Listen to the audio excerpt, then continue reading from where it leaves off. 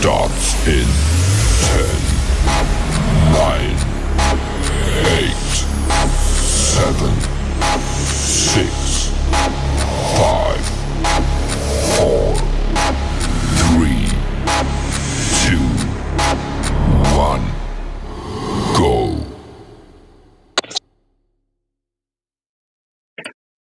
Hi, everyone. Welcome to the Pulse of Poetry. I am excited today because I have very special guests. I have Miss Spicy Gray, who is author of Her Cry, Her Truth, Her Heart. And I also have Symbolic Soul, who has a book about healing souls. Her book, Healing Souls. Am I correct? Welcome, ladies. I am excited.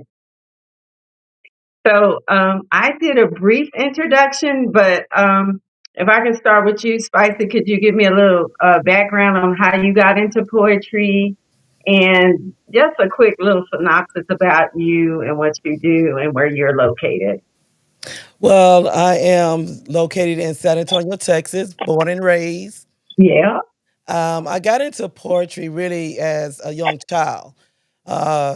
People remind me that I used to walk around with a pen and a pad, always in, middle school. So to me, at that time, it was a place to escape from everything that I was going through in life. So, getting into poetry, it was like just a place to escape, a place of healing for me and the traumas in life that I was going through. So that's what I used it for. Okay. And next, Symbolic Soul. First of all, thank you for having me. I'm grateful to be here. Um, so I was born in New Orleans, Louisiana, and Right. when I was younger, I used to write out my pain, and so I didn't know that that was poetry then, But then, as I grew up and I found God, then that's when God just started cultivating my gift, and so that's how I started as a poet and just through all the pain that I went through, I just used that to tell my story in order to help other people heal, to tell their truth. Yeah, I think that's actually how I got into poetry. And poetry is so it's such a release and therapeutic way to express your feelings and actually help other people as you talk about your journey. I find that's how you grow audiences and get connections with people. Um, it's just very therapeutic. Have you all found that to be true? Absolutely. Yes, yes, it helped me to express, to heal, to gain strength, but also able to reach out and to help others to see that they could also escape and gain truth as well. So Yes. the same for you, Miss Symbolic. So my question Well, is, yeah. uh Oh yeah, I found my voice through poetry basically because like for the longest my voice was silenced from the things that happened to me as a child and just the abuse and stuff that I went through in my life. And so once I truly found poetry, I found my voice. so since you said you specifically said you went through abuse, was there any particular poem that was hard for you to put out to the world? Now, that's a question for both of you. We talking like we at home, so Um yeah, I mean because sometimes it's hard like even though you go through it, it's hard like to face your truth.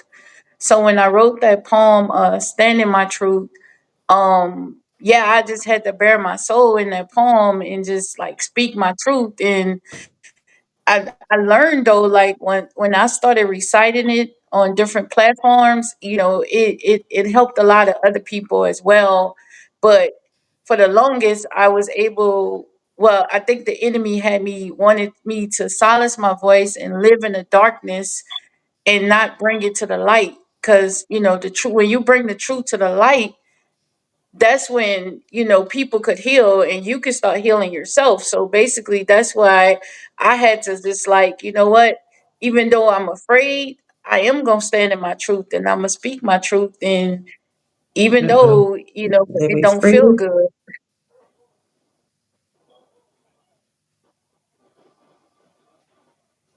Huh? Did it freeze? I think you Is it froze frozen? symbolic. What about you, Miss Spicy? We'll come back to. Oh, Yes, I say, the hardest one for me to write was called Blackout. And hold on. Blackout was hard for me because, it actually was a situation where I was beaten and I was laying in the emergency room. And as I looked up towards this glass, it's just what I realized what could have been, what could have happened. And the words just came to me in writing that piece there.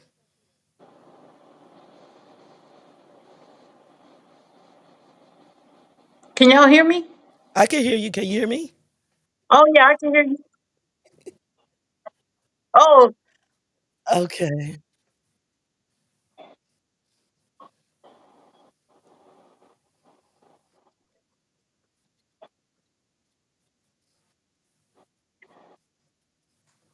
oh, okay, yeah. So I was just saying it was the one that was standing your truth, even though because I knew it was gonna be like so powerful when I wrote it.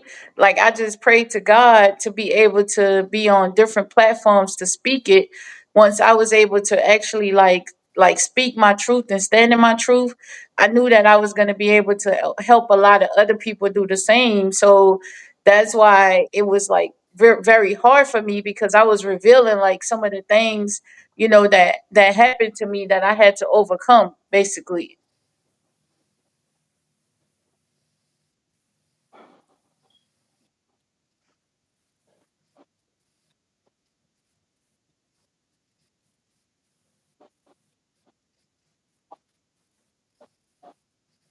Mhm.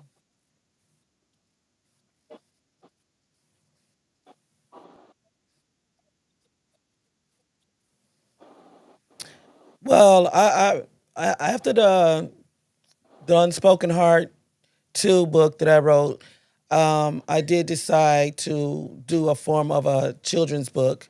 And the children's book is You Hurt, I Hurt.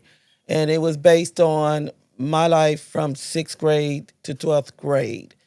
So, it's actually the memoirs of my own path. And I decided to write that because being a motivational speaker and reaching out to help others that, dealing with abuse or have dealt with it, they had to understand why I stand the way I do and why I write the way I do. I could actually relate to the stories that's being told and let them know that we do care and you can escape.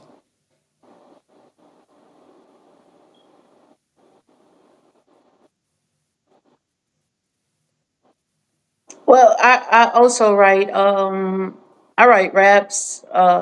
So I'm also a rapper and I write songs as well. So I just wanted to be different. So I started writing like hooks. It just started out where I was just writing hooks to my poetry, and then I started writing like songs and then writing raps. And yeah, I just use my voice and just use the talent that God gives me.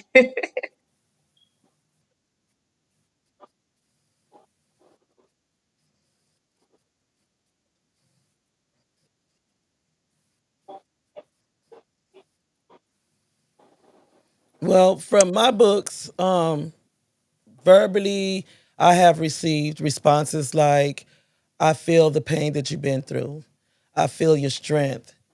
And I've also had people come to me and tell me that my book helped them to get through, their daily lives or have helped them to get out of situations they were in. So, the books came exactly the way, God intended it to come and serve as a purpose, not just for myself, but for others as well. And we're not just talking about women, but also men as well.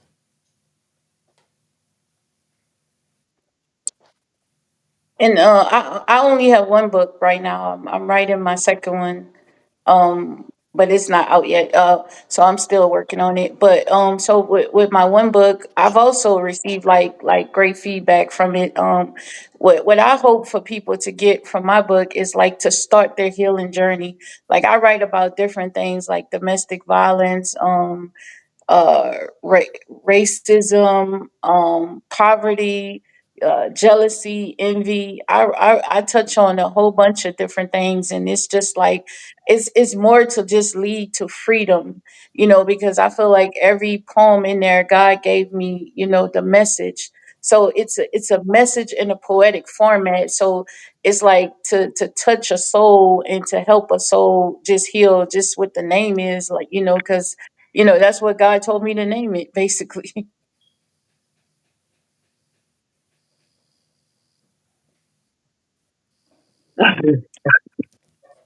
Thank you, Hey, Daisy. Marcine. Hey, wow. I apologize, ladies. I guess drop down and I'm back. Thank you, Angela. Okay, I'm listening because I feel like I stopped something. Oh, I was done already. Okay. I guess when I faded away into the nothingness and came back, I was asking about a difficult poem. Do you ladies have that poem actually prepared? Would you uh, mind doing a segment? I like to do poetry, then talk, then do a little bit of poetry, and then talk again. I know she knows hers by heart. Oh, you got girl. Okay, So you want me to that'll go give first, or you want me to go second? okay. So if you know yours symbolic, let's go with yours Oh, first, and then I give spicy time. okay. So mine's is called "Standing Your Truth." Can we try something different for a change? I mean, instead of being silent, can we just raise our voices and maybe even broaden our horizon? You see, some of us would rather be silent and deny what we feel on the inside. Then we would decide to wear a mask to disguise all the hurt and pain we carry on the inside. But my question to you is why? Why would we rather hide our truth and cover it up with lies, only to deny the pain that would somehow resurface anyhow? In the meantime, we unknowingly allow our past to eat us alive as we learn to improvise. Why is it so hard to open our eyes and to recognize the enemy lies? I don't know about you, but I'm tired. I'm tired of being silent and I'm tired of hiding my truth.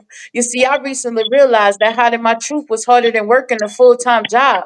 So I had to tell the enemy that I declined the position and I made the decision to no longer be held captive and feel in prison.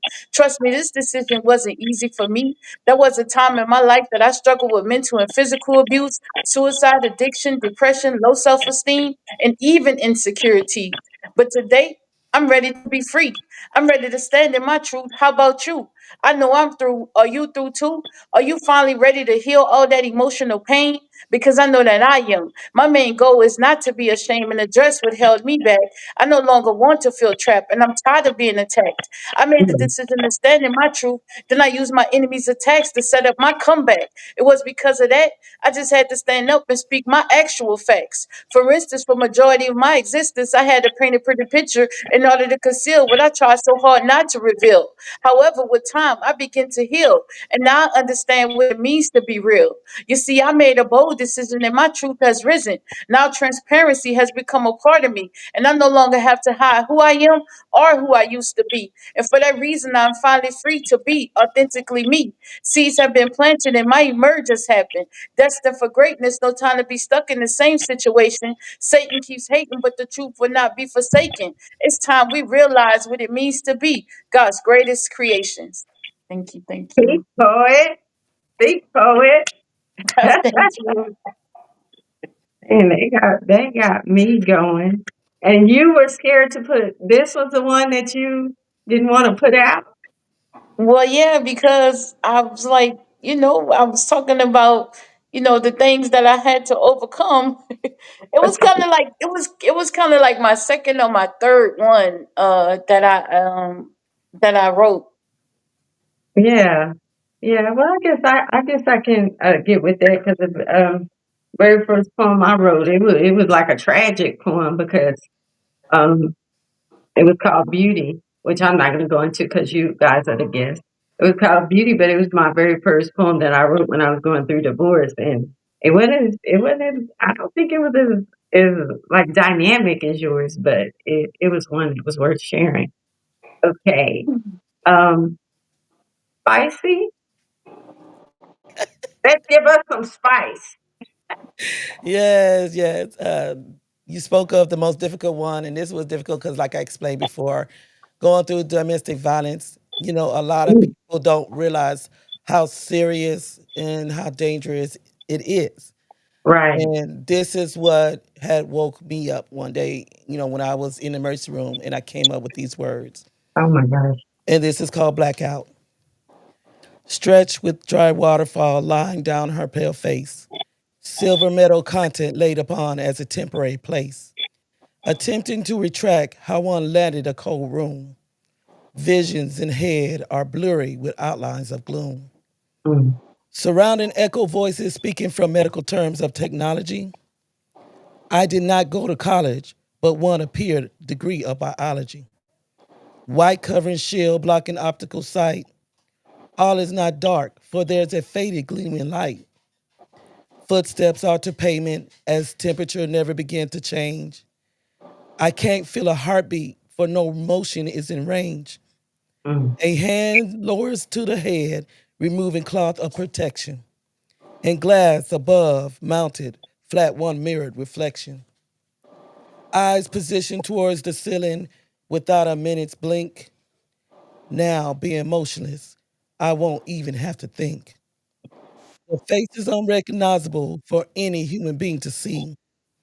I'm lying lifeless because he took all his anger out on me. Hmm. mm, mm. You can. Mm. You can feel poet. You can feel the emotions and feel being there.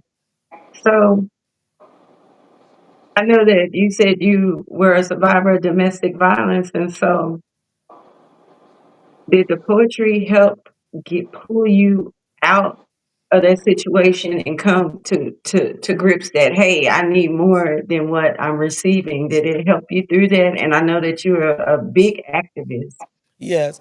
around Um, my Antonio. poetry, it did help me tremendously in healing and, you know, being able to realize that I am valuable, to learn how to love myself, to gain strength. And, I can honestly say that coming from exposure to domestic violence to going through domestic violence, you know, I had to look back down my generational chain, and I seen the women in my family that suffered from abuse.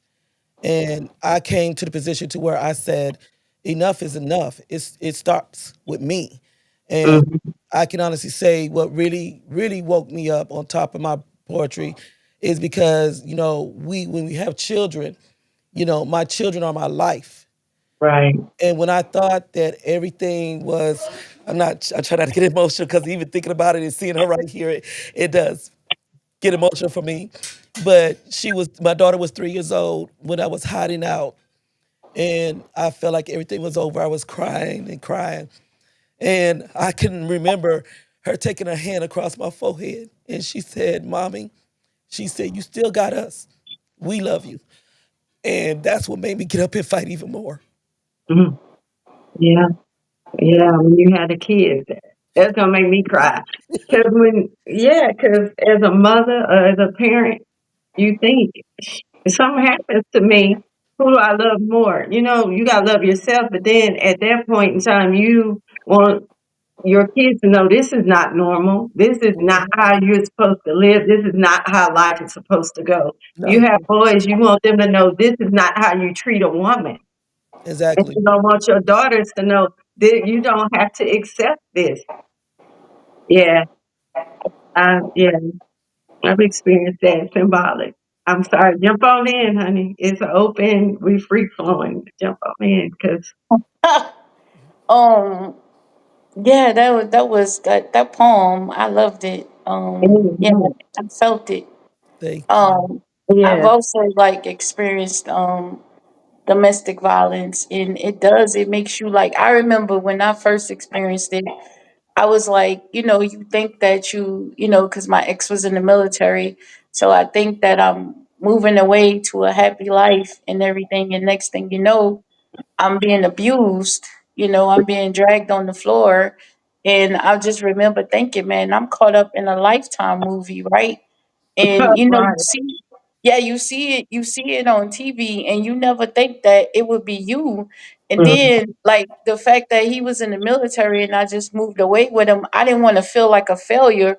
So I felt like I was trapped. Like, I didn't know what I was supposed to do. Like, do I stay here or do I go back, or back to my hometown, and be looking like I failed. So I was like really, really torn. And then I had two kids. They wasn't his, but he was taking care of my kids. So I kind of felt like I was trapped, and kind of like what Spicy was saying, like when you it was generational, right? So when you saw it already, growing up, and you see your parents or your aunties stay in that, then you really do think like, is this what life's supposed to be? Like, is this how you supposed to live? Right.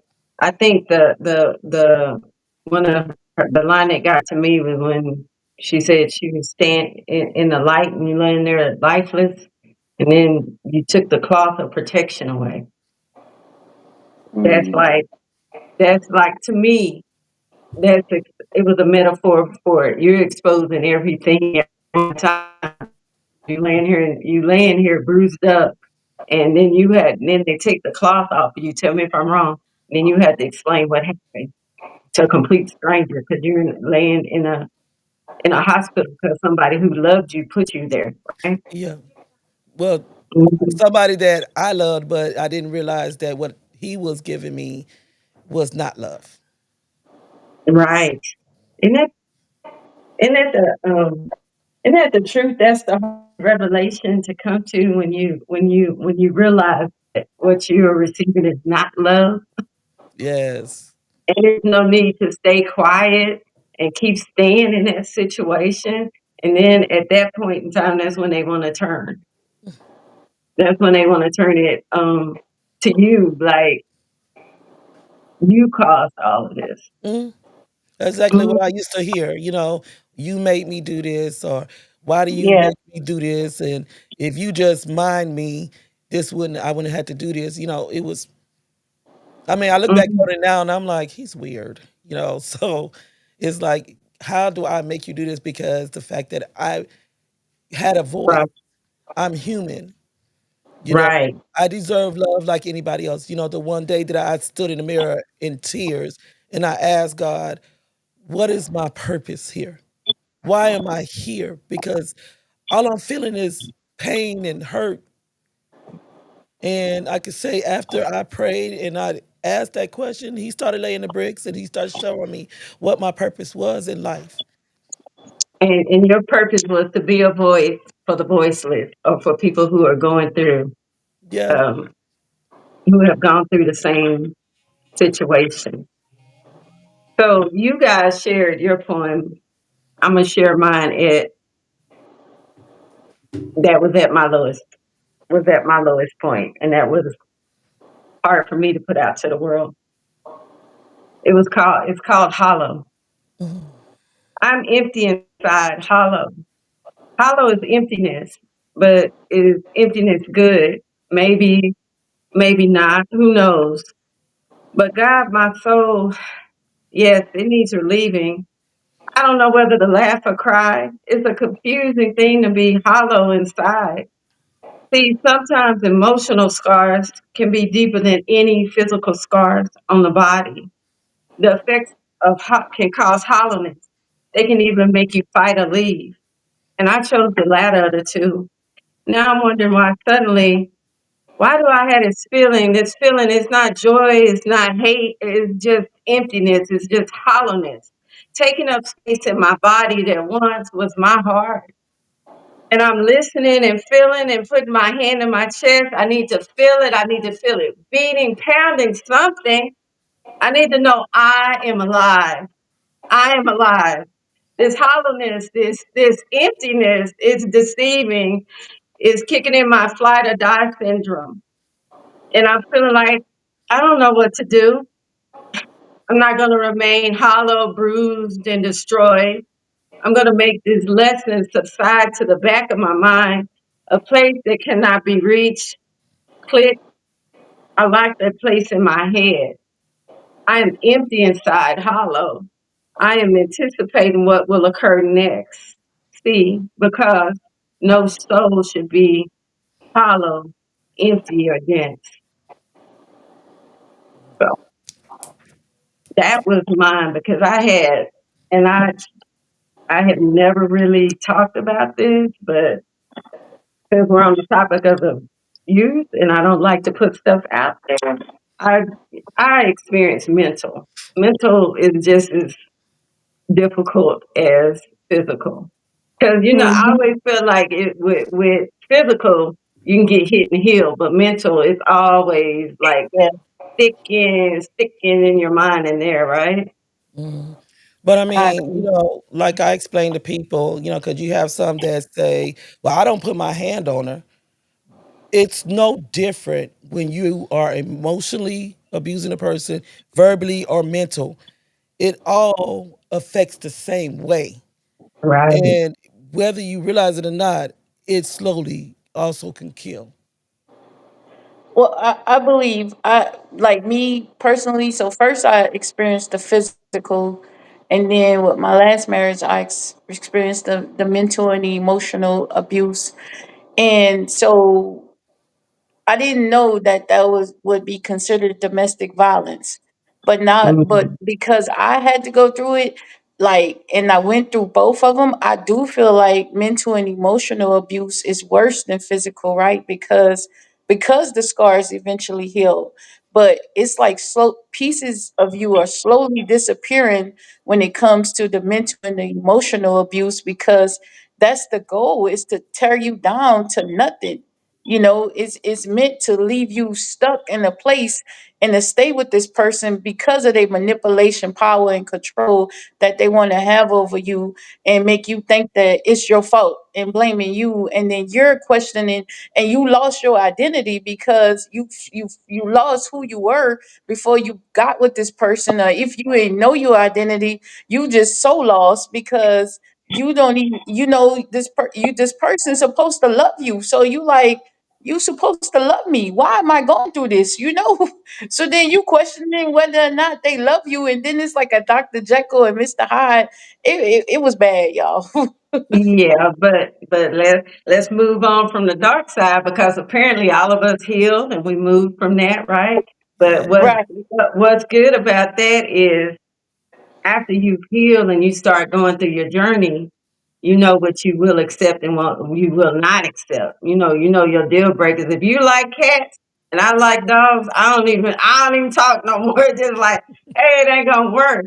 And then I think one of the hardest things to do was getting back into a relationship. I speak for myself after getting out of one that was so traumatic. Um, and so I know we have some healing poetry because, like in my book, my book, it shows a journey of my heart. It shows from when I was destroyed to when I went to that place, hollow, to when I started healing and met somebody. I know we got some good poet. We got some healing poetry, some healing poems. Y'all laugh. I got okay.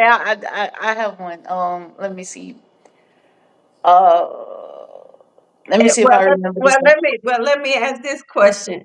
Since y'all, I think symbolic said that it's, both of y'all said that the words start tearing you down. Is that when you realize words have truth to turn it around to make it a positive to heal yourself? When did you realize that words had power, opposite power? I guess if that's the way to say it. Well, they words to me from the exes that was also verbally and mentally abusive. I started taking their words and using it as a weapon to fight back, meaning that to build myself to realize that I am not of the words that they are trying to form within me, Right. and that I was valuable. If anybody's gonna love me, God's gonna love me for one. My Right. children love me. But like when I was going through counseling, the first thing she said to me, Spicy, I hear everything for everybody else, but where's the love for yourself? Hmm. And then Mm. that's why I started sitting back. I took notes on what did I think about myself? Why did I feel like I was worthy? What makes me worthy? What makes me valuable? And a lot of people need to realize that when people issue you words of destruction, Right. is to build their building up. Right. Mhm. Mm. But like I got to get to the place I had to say, you know what? The person I am, I was always questioning.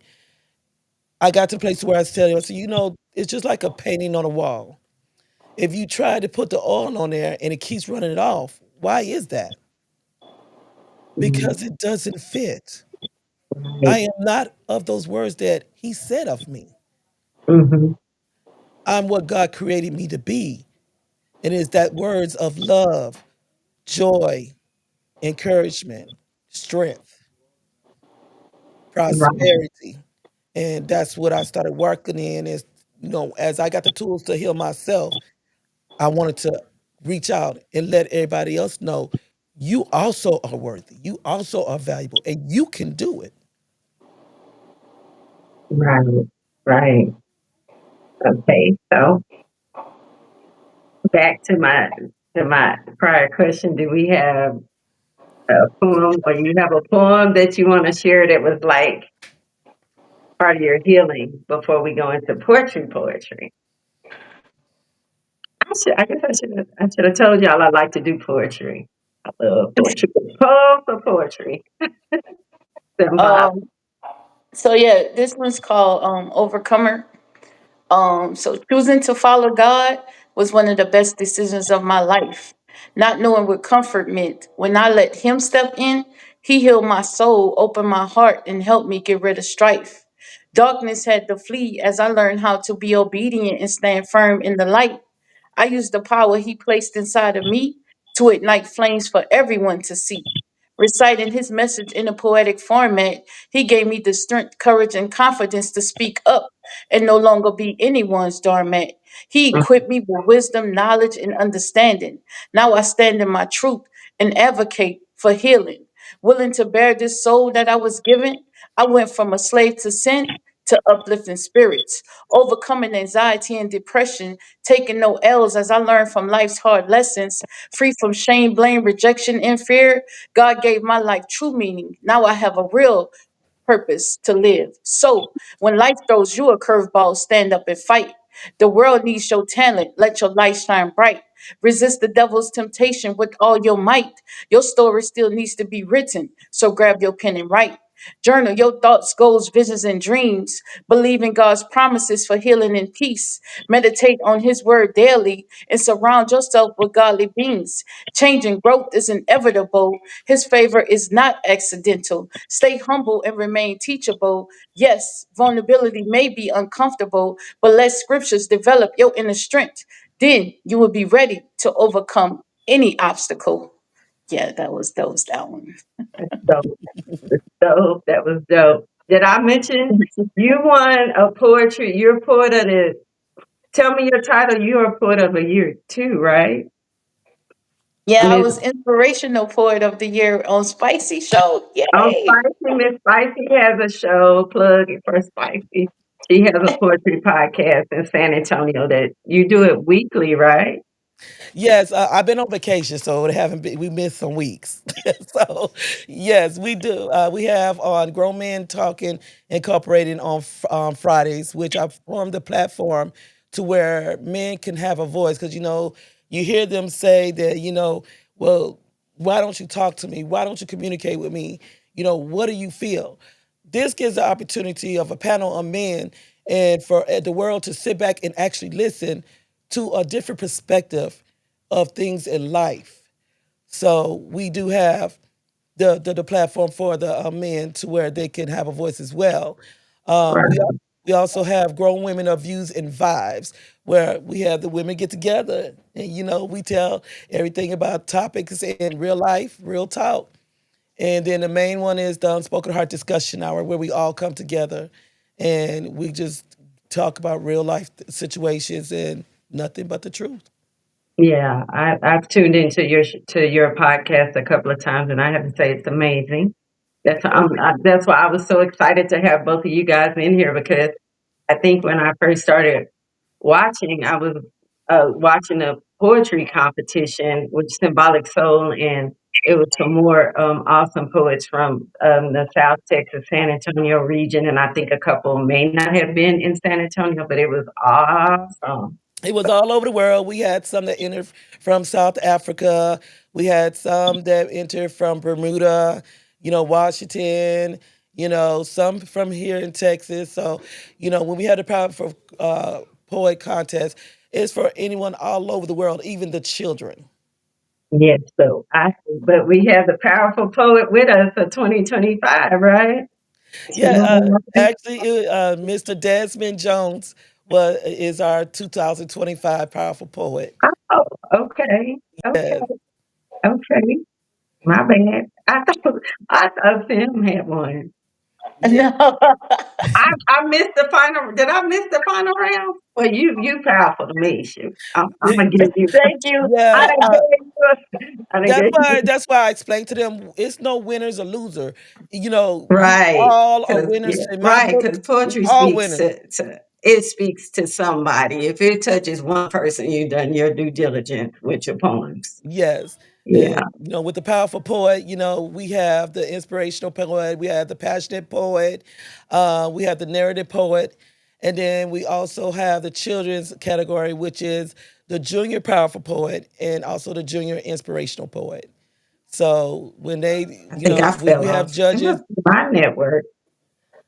Excuse me. Okay, I said my network is going in and out. Apparently. I know mine is going slow.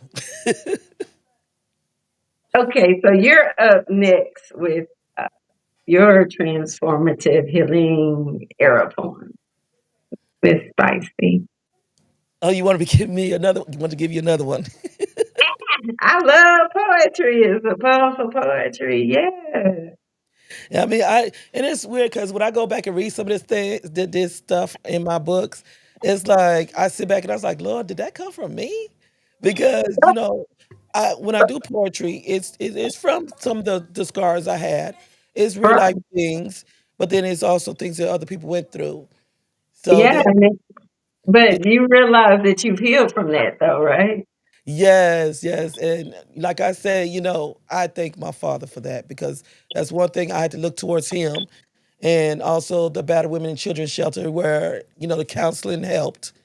But after the sessions, like I told people, after the sessions, you do have to find certain tools to keep you going because it's a process in healing. It's not an overnight thing. It's not when you escape your abuser. It's a process of healing because now you got to deal with the mental traumatization behind what you've been through. And so, the one thing I did have to do when it came down to my children is because I realized I was exposed to it. So I had to come back and apologize to my children for what they had to see. Because as mothers, we don't realize that it traumatizes his kids worse than it traumatizes us going through it. Mhm. And if we're truly going to break this chain, we got to start not just as women and men, but looking to our children, looking at them as human beings as well, to know that we got to change that path for them because now we're looking at not just adults being abused, but we're looking at also our teenagers are being abused. Hmm. So it's getting younger, and it's sad to see. But I got a piece here. I haven't read it in a long time, but it's called "Because of You." And it says the assimilating appropriation of virtuous and atrocious community compelled emotional to descendingly poor. Entirety conjectures she desolate in imnotity for nobody's conceived audio psychological injuries from imperceivable core. oscillating his baritone suration that gyrated through ears like a sweet rhythmic melody. Bestow me your crosses. While reposing hand over weary chest, eyes of deposity, repacificated, can you fill my empty spaces and restore entirety's losses? Intermittently destitute from perfection, she descends amidst from one's path. But it's he that has been procurable towards each pitiable call, extending his hand in benefits by accompanying the view to strengthen, make wise, and aiding her through every laborious fall. Towards issuers of entirety's disposition, as one adorous and beneficence accompanying her through. The aspiration engrossed from within my soul as I lovingly kissed his tender lips and said, I'm standing tenacious, all because of you. And that poem there, more or less, was saying that, you know, there is somebody out there that love you and that will accept you for all your flaws, all your wounds, all your scars, and help you through it. Because, you know, as women that's been abused, we tend to get into a space like I stayed single for 10 years because I felt like no man could love me the way I felt I deserved to be loved. Nobody would stop hurting me and give me the joy that God says that I deserve. Right. But in this poem here, it's showing that there is a person out there, whether man or woman, that do understand, that is patient, that will see you as valuable, that will see you for who you are, and be able to say, let me just be there for you and let me love you. Mhm. I like that. I like I that. know where he at. Where he at? I'm looking for him. God has them in store. Be patient. No, then again, no, I don't think I'm ready. Oh, you still looking? You still searching? No, not really. Yeah. And see, that's the thing I tell women is that when you get out of abusive situation, it's not healthy because I made that mistake. You know, I was in two abusive situations. And my thing is that you have to take time to heal. Because Yes. if you don't take time to heal Right. and look in the mirror and say, I need help. What could I? Because I mean, I always said I didn't do nothing wrong. I didn't do anything. But if you really look back, you got to look at sometimes we can become the magnet to the wrong person because we're not changing the path and the way we Mm, think in life. You yeah. know, you got to know one, what your worth is. Two, to love yourself enough to say, I am not going to accept that. Right. Yes. Right. I agree with you on that because I feel like once I'm gonna speak for myself. Once I learned how to love myself and understand that I didn't need anybody else to complete me, it Hmm. became so much easier for me to accept the love that I deserved into my life. Exactly. And once Yeah. when people say, "Oh, yeah, I do love myself. I do love myself." Do you really love yourself? Because you realize when you love yourself enough and you find love with things up, I'm telling you, it's so sweet and it feels so good. But I'm telling you, you love yourself to say, I love myself too much to allow myself to go through any more abuse, But Yes. it's to the allow self this to reflection. repeat in my life. I love myself too much to have to go back and have to repeat everything that I have suffered from. When you And you're realize what you deserve, you'll see things come a lot better towards you. right. It's called self reflection. Hmm. Yeah, and that's the hardest thing for individuals to do is to self-reflect because you have to look at your part and his part. And I just don't want to say that men abuse. There also are women who abuse men because I have a friend that supports a foundation for abused men. So it does Hmm. happen both ways, just for everybody out there in podcast world. It does happen both ways, but regardless if you're in a victim of abuse, you need to take time to yourself, as Spicy pointed out, to heal and really get to know yourself. Because if you can't sit in a room by yourself, live by yourself, and be happy with yourself, you aren't healed yet. Because that other person's supposed to come and then be an addition to you. not a need. Yeah, Not and the one thing you can also look at, because when you say you're not healed yet, you got to look at it's not just about learning how to love yourself.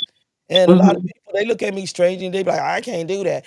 But I could go back after learning how to love myself and falling in love with myself. It came also to look my abusers in their face and mhm. say, I forgive you. Right. Yeah. Yeah. Accept that. Yeah. I forgive for myself. Yeah. And when you can actually truly forgive a person and it not make you angry, because you got to look at forgiveness is a lot into it and it's hard. But when you forgive, that means that that person can no longer make Right. you angry. It cannot make Mhm. you go back. Right. You won't feel anything. You just be like, look, I love you, but I forgive you, but I need to go forward. I don't go backwards. Mhm. Yeah. Right. We don't go back. Do not go back. Um, well, I had y'all share. I guess I'll share mine. Mm. Mine was called Second Thoughts when I finally knew. I was getting over that hump. It's called Second Thoughts, Second Chances. Let's look at to determine the circumstances. Your voice says second chances, but your eyes and your actions speak second thoughts. See, second thoughts hurt, they slice because second thoughts destroy something deep inside. A second thought means I wasn't the best, nor not even meant for you. It just means you ran out of options and second thoughts come to your mind. And here you are back again, hoping for one more time. No second thoughts will be granted. No, not this time, not one. This time, I'm going to give you a second chance to reconcile the thoughts in your head. Listen, heal, and understand. A second thought and second chances mean two different things. This second chance given by me is a chance for you to understand and receive. I am no longer accepting a second thought. While I love you, I value me more. Please take your second thoughts and walk out my door. Ooh, yes. Love it. Okay, okay, symbolic. And that reminds me of a piece, what you just read, right? Reminded by my piece says escape. You know, it's Uh-huh. like it's just like well, you could just free yourself from that situation. Right, Because right. yeah, Yeah, and that poem came to me in the middle of the night because if you have somebody that you let keep coming back and coming back and coming back, they're always gonna come back because you the second. You the second Mhm. thought, Yeah. right? They Yeah. just gonna keep coming back until you shut that door. hmm Yeah. Yeah. Mhm. And that's a hard thing to do. I'm not gonna even lie. That's a hard thing to do when your heart is still attached to that person. yeah, and a lot of people don't understand that because you hear a lot, especially when I was going through the courtrooms, it was like, why did you stay? Why did you put up with it that long? What made you allow him to continue to do this for so many years? And people don't understand the master key to all function is fear. And fear takes over so much to where you can't move. Because if you look at it, a person that's afraid of someone, they're not going to make a blink, a move, a thought, or even a word be spoken. So until they can overcome that fear, they won't be able to say, you know what? I can get away. But is it easy? No, it's not easy because really, even if you with someone for 16 years, that don't mean you know that person and what they're capable of doing. Mm-hmm. Because I never knew after 16 years of marriage that he would uh, have a gun in my face, Mm. just to threaten for me to come back. I never knew that he would break into my house and try to destroy everything just to put that fear in me. Mhm. But when they start seeing that you no longer possess any fear and you stand your ground, Thing of it they lost. losing all control. Right. That's what it's about to begin with is control. Yeah. Yep. And when they lose control, they don't know how to react. Because When my former abusers start realizing that they words couldn't hurt me anymore, that I stood up to them. At that time, they didn't like it. They grew angry, but they could not harm me. Right.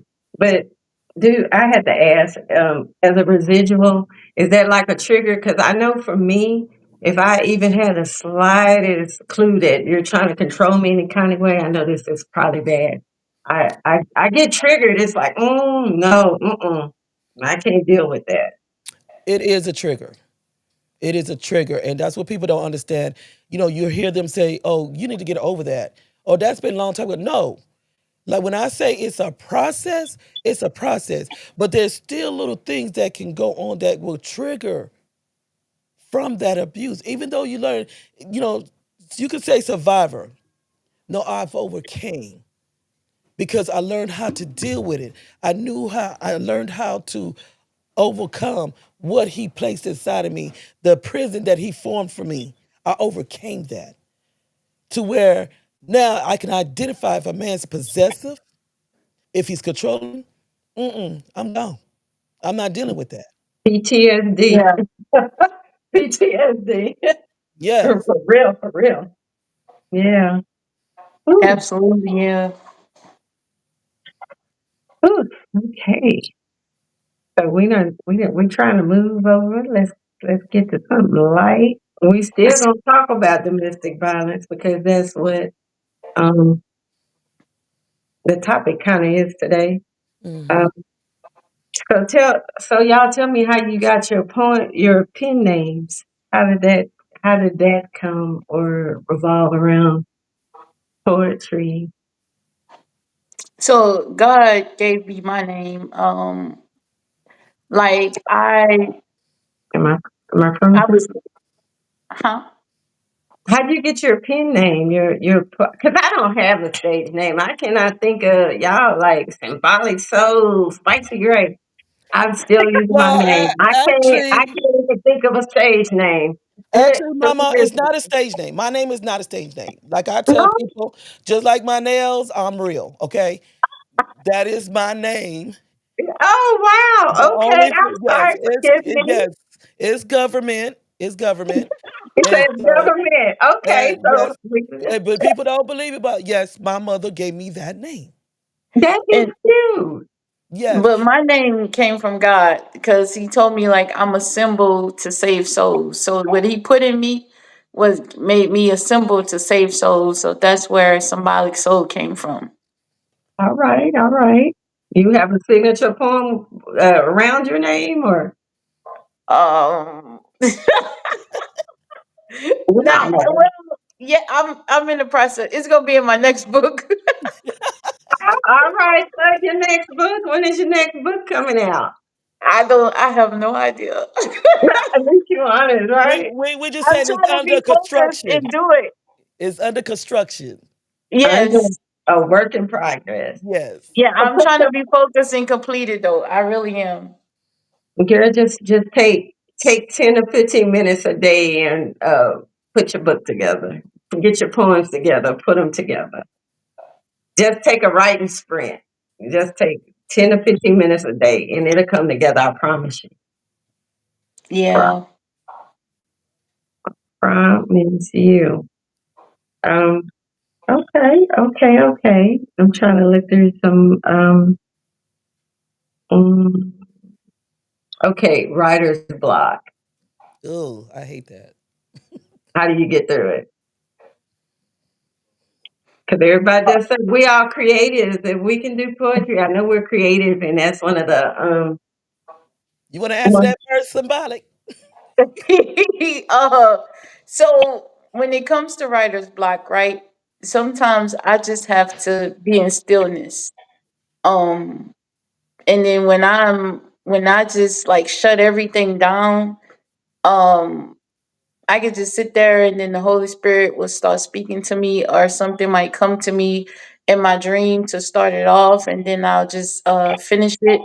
But a lot of times though, I find when I really read the Bible, that's when all of these like poems just come to me when I'm really deep in my Bible, Until he's speaking to you, make you creative. Yes, yes, ma'am. Mhm. Yeah, I'm like that. When I've been overstimulated, I think that's what the kids call it now. Over when you're overstimulated. And when I'm filled to the top and can't think or do anything, and I have a block, I'm like you. I'll turn everything off. No TV, no sound, no anything, and just let my mind reset because it's almost like a computer. I just have to go to sleep, reset, and Mhm.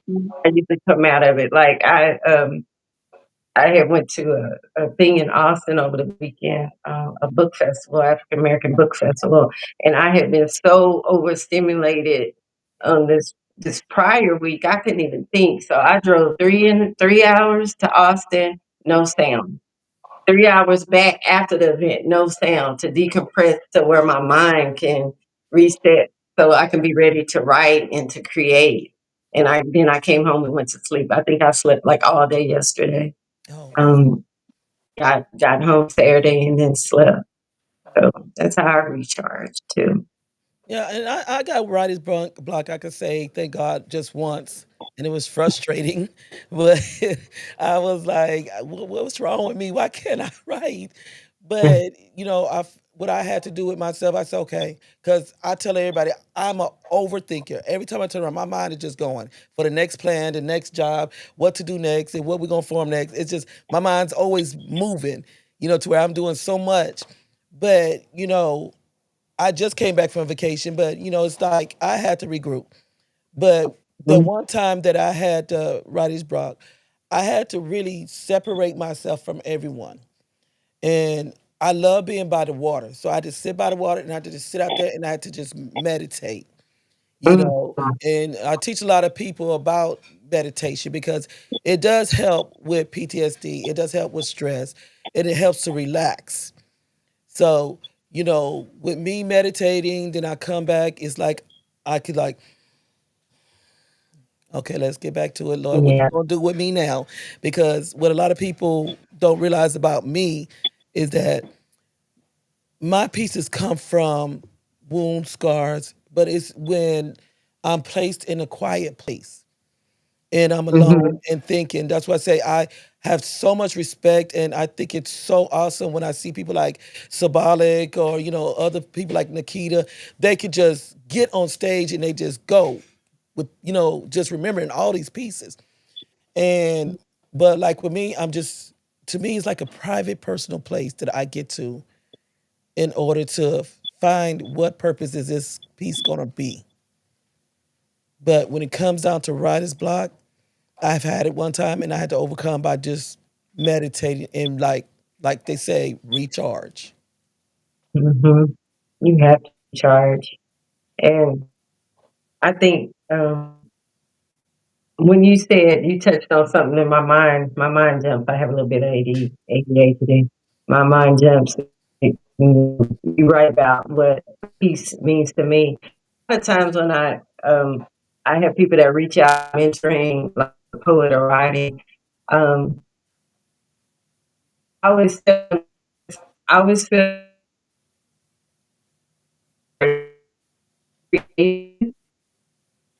but speak your truth and don't change things. I find a lot of people want to go back after they were writing at point poetry is written from a point of emotion or. So I always feel like you shouldn't change it. Do y'all feel that way, or do you go back and edit, or? And when I say change, I mean like change like whole verses or dynamics of the poem, not the editing part. Well, with me, when I go back, 'cause there are times I go back and do look over it, because just like I said at the beginning, that sometimes I'll be like, did that really come from me? But with me, it's like if the Lord's waking me up at 3 o'clock in the morning, because I keep a pen and a pad right there. That's my man that lays with me every night. Because if he's waking me out of my sleep and he just like, daughter, okay, this, and this. Even if it's a title or it's just a line, I get up and I hurry up and write it.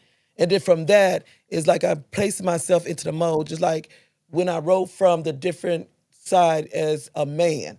I had to actually place myself as that person, as a man, to in order to speak and write the way he wants me to deliver to get the message out. So I mean, like I said, it's a gift to me Mhm. to possess something like that. But like some people, they look at me and it's like I had like three of them tell me, "Oh, I wish I could do it like you. I wish I could be like you." I said, "Baby, you don't want these crosses though. To become who Spicy Gray is today, baby, you got to start at the beginning with my crosses." Come on now. Yes, because whatever God molded me to be, it had to be developed and molded through those crosses I went through. No, Right. no, I didn't deserve what was done to me, but it might sound crazy, but yeah, I've told my abuser, thank you. Mhm. Because what I see now is that now when I'm in position, I'm actually helping people that because all I look at is love. All I want to do is reach out and love and help people. And when I see what I do now and I look back, and I mean, I wish my grandmother was here to see me and my son here to see what came of me, because, they was my inspiration, to, keep pushing, don't stop. There was times I was going to give up. I had people, don't stop, Spicy, keep going. We look for you all the time. I'm like, oh, man, you know, but we got to realize what we are worth. Don't ever feel like you're not worthy. If anybody's telling you you ain't worthy or you ain't at a certain level, baby, trust me, they're intimidated by the strength that you possess that you haven't found yet. And when you Right. found that strength, you'll see why these people were intimidated and why they wanted to abuse you for who they see you to be. Mm. Say that Yeah. again. Rewind, like we say in poetry. Rewind and say that again for the audience. Yeah, it's when you have people that speak negativity, we're gonna put it like this. When people speak negativity to you in your life, don't think they dumb. They can see your strength, they can see your power, and they know what you're made of and what's within. But in order to keep you from knowing your knowledge of what's within your value, they'll say things like you're dumb, you're stupid, you're ignorant, you're not gonna amount up to anything. Right. But I'm gonna tell y'all, and I hate to keep talking because I know I can talk too No, much. no, no. But I'm enjoying it. it's You give it's me just a like whole word. You give it's me just a like whole with word. my books. I never knew that I was going to be a published author. I never knew that I was going to be an artist that has a CD. I never knew I was going to be a speaker. But I never call out to reach for people to go speak. They looking for me. When they look for me and they in my emails because God sent them to me for what he molded in me. As I stood before my father one day because everything about me was negative. Everything was cutthroat, like I wasn't worthy. But what I had to wake up and realize when he told me, you ain't this and you ain't gonna be that, and oh, anybody can write a book, anybody can do this. No, everybody can't write no I book. said, you know what? Yeah, they can, but it's just the fact of where the book goes. But Right. That part. like I told him, I said, one thing I realized every time you say something negative, something positive happened in my life. Mm. You said that I wouldn't be able to write the book. It wasn't published. And then it got published. I Mm. said, you said that, oh, anybody can write a book, but I don't mean they're gonna be anything or acknowledged. Woo, thank you, Jesus. And I was chosen the best book of the year by Amazon editors. When he said that I wouldn't make it here or make it there, then I got a trophy of champion of faith. Use whatever tool somebody say negative into your life as a tool to fight against those words to make yourself prosperous. Right. You Amen. choose the path you want. You don't allow them to control your path. Anytime you allow somebody, that's why people don't understand. I don't read long text messages. I'm not gonna read your negative voice. I ain't gonna listen to your negative voice messages. You know why? Because you feeding that poison into me. Baby, you don't control me. You don't control my thoughts. You don't control my emotions. So I block that out.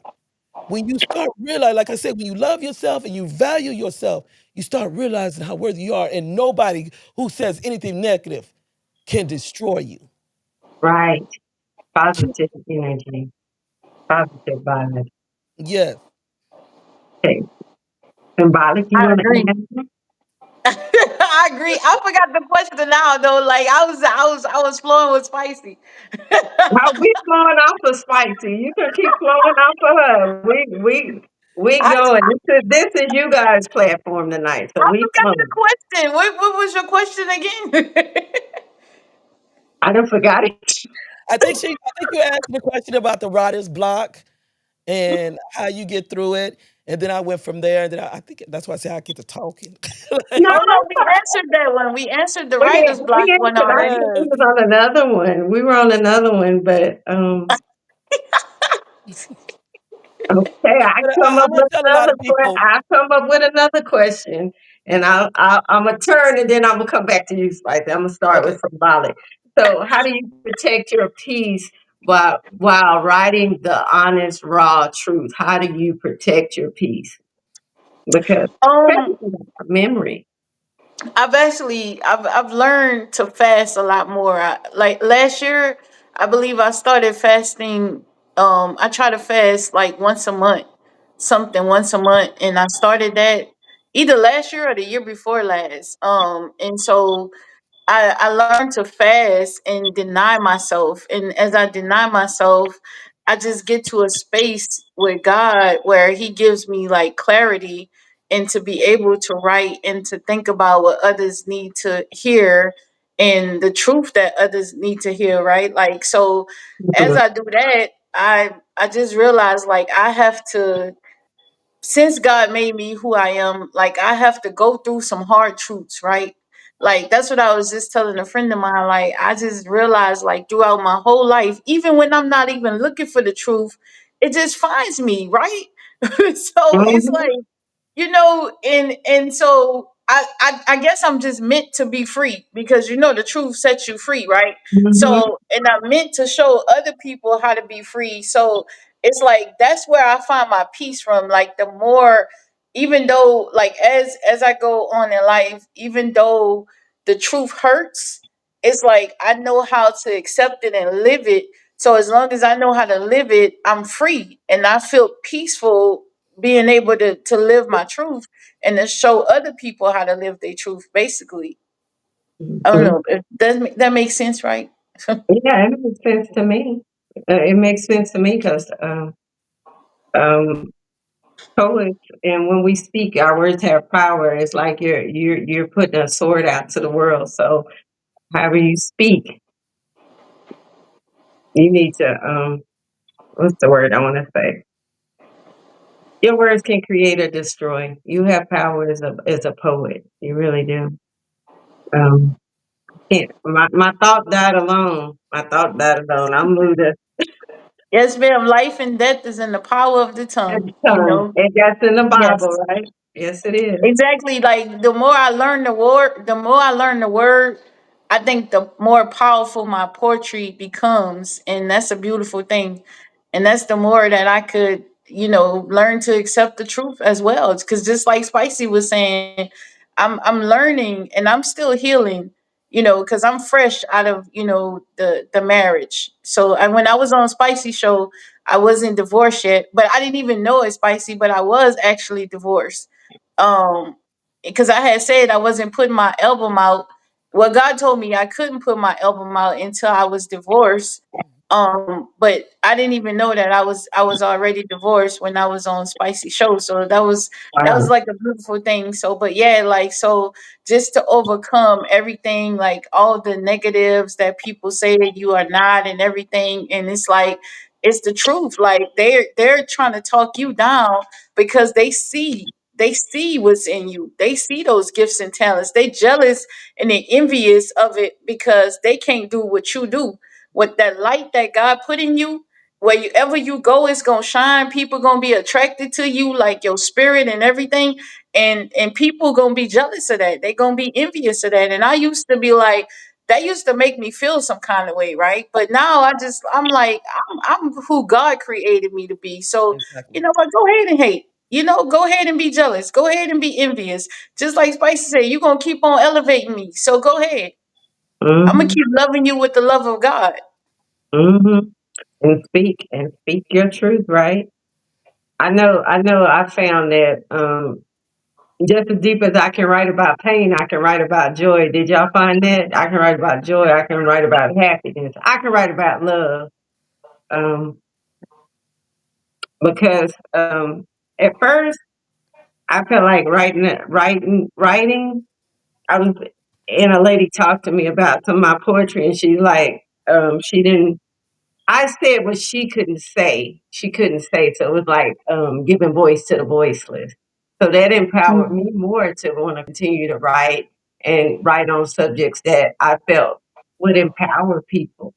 Um, and my main genre right now, believe it or not, is love. And it came out of heartbreak. And that's how I write about love and happiness and joy. What about you guys? What? I'm trying to get there. No, but what's your main genre? I know everybody's not a love poet or a spoken word poet, but what's your Um, goal? Yeah, when you speak, for what's your voice for the voiceless? That's what I'm. the it's truth. It's just like, it's truth. It's about everything. So it's about like to show people really who God who God is. So to lead people to God, like in a poetic way, because that's what everybody's telling me. Like I'm a lyricist, so it's like I write and it's simple, but yet it's profound, and it's also like at the end of each thing, it's gonna lead you to God. Basically, at the end of each poem, at the end of everything that I do, you gonna go back to God, because you can't heal without God. So that's what it's about. So mine is all about healing. Right, right. I agree. I agree. And yours, Miss Spicy? Well, mine, as you know, it started off from scars, wounds, pain, trying to escape, to part two, as you see right here. I have Unspoken Heart 2, to where you begin to sit. That's what I tell people. If you want to feel the transition, you got to get part one, then flow into two. Because two, you could actually feel the strength, how I fell in love with myself, how to love, and how it feels to be loved. Whatever this is going to end up to, only God can answer that, because I'm following whatever brick that He lays before me. Yep, and he's not gonna. He never leads you down the wrong path. Mm-mm, May not understand it, but he don't lead you around. He don't lead you wrong. That I mm-mm. think. So y'all know what I'm getting ready to ask.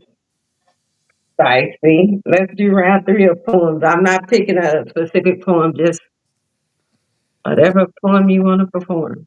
Let me see. I I know have, you ready, Symbolic. I know you ready. she always ready. Ready, you stay ready. I'm But not she say always you stay ready. ready, don't have to get ready. That's what my mama say. Yeah, Yes. I So kind of try to live by that motto right there. this one is called My Desire. Opening her eyes to the morning light, no apparent muscle throughout her is tight. Breathing deeply inward, freed of one's stress, not wanting movement or the attempt to get dressed. Reminiscing on a long night's romancing story, passionate bond released in her mind, her worry. His affection destroyed all solid walls. Echoes in the room is his name of vocal calls. Heaviness of his hands is a message he sends.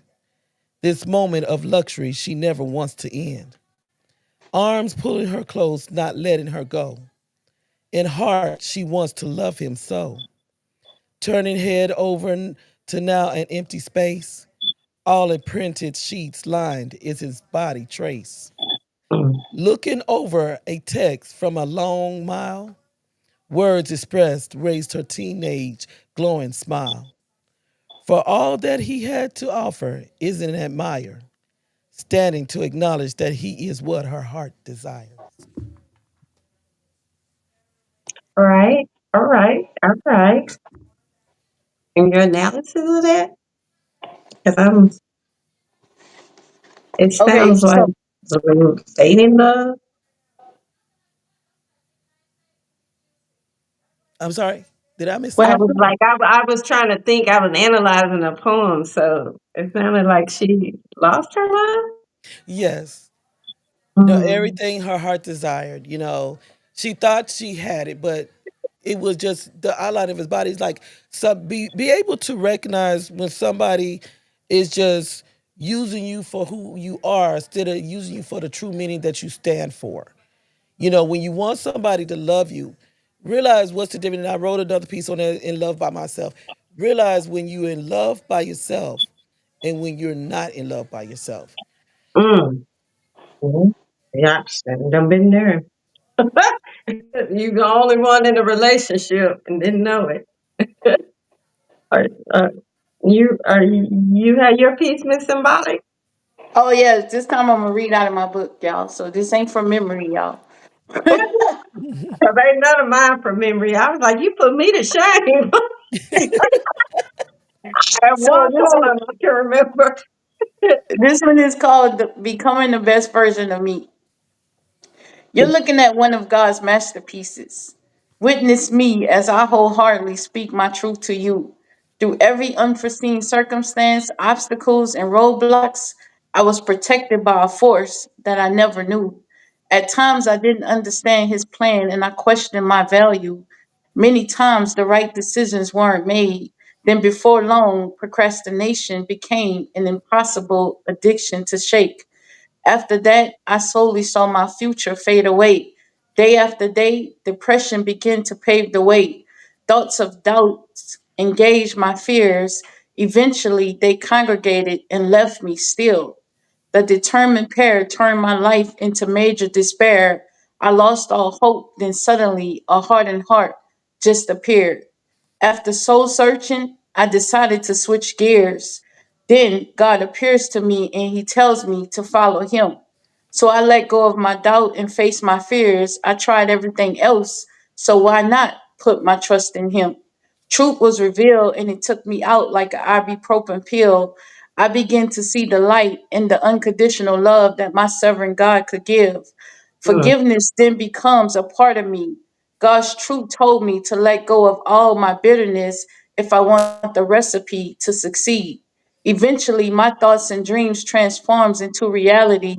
Guided by the Spirit, I drifted into something extraordinary. All my enemies can't see me, and that makes it hard for them to try to comfort me. Confidently, I break down walls and climb over all obstacles in my way. God helped me break away from all my dismay, and He turned my gray skies into brighter days. No longer standing in my own way, I could truly say I've been redeemed by His mercy and grace. Now I live a blessed life because I made the decision to walk His way. All the unhealthy labels and negative self-fulfilling prophecies has been tossed away. Because of his love, I've been truly remade. I found a new identity and all my mistakes has been erased. The best version of me is now underway. All right. Right, poet. Thank you. Thank you. I like that. Um, and what would be your synopsis of that poem? Um, just everything that I had went through, basically, I was finally like, you know what? I'm becoming. So this was the poem that I wrote before, I was becoming, Hmm. because then on my album I have one where I am becoming, like I'm, yeah. Hmm. So you are becoming okay. Okay, I guess it's my turn now. Um, y'all know I'm a love poet, so this one is called Not Your Forever. What if I wasn't sent to be your always, but your almost? Not your forever, but the one you remember when the room goes quiet and the years stretch long. What if I was just a pause between what hurt you and what healed you?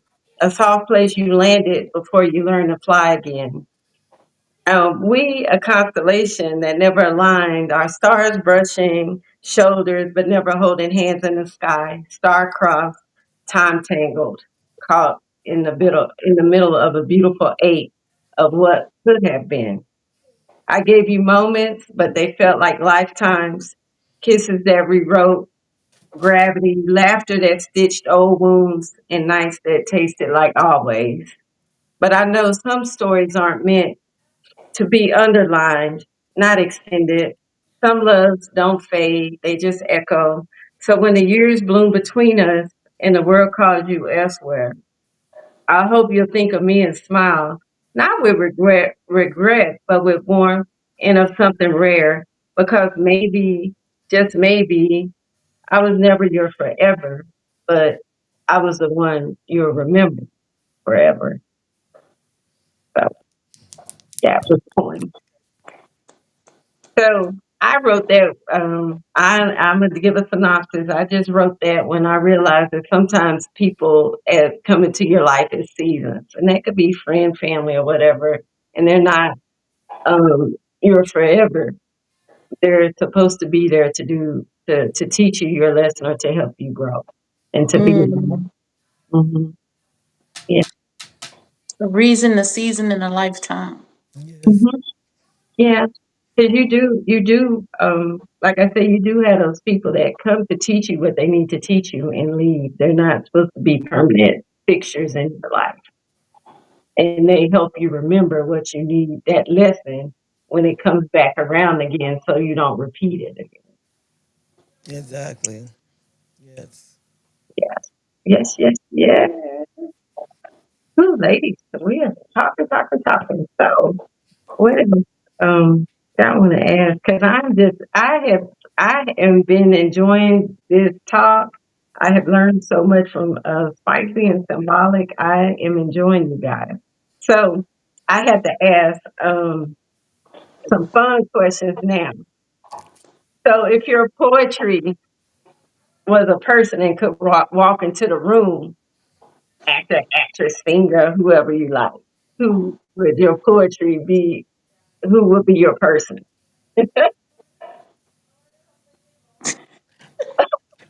Wait, what?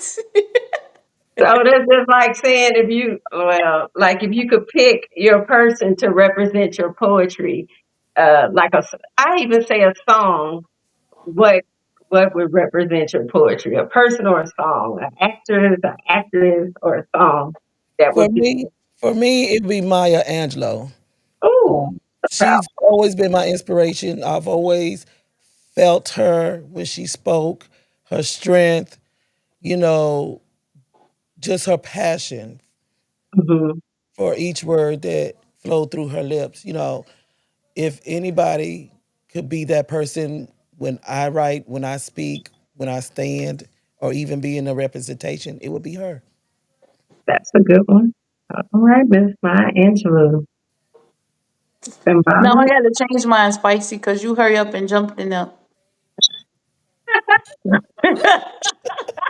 No, but for real, like I was at this restaurant and this one guy had told me that like that my poetry was powerful, like my Maya Angelou. But he also told me about so it would since she picked Maya Angelou, it would be Lauren Hill, right? Um Lauren Hill is, I feel like she is like really, really deep. So to Mm-hmm. me, like even just like her essence, she would be like to the next coming from Maya Angelou basically, because she's so talented and just like the way she put her words together, like she writes poetry too, I believe. Her rap is more like poetry Hmm. as well. So yeah, it would be Lauren Hill. Yeah.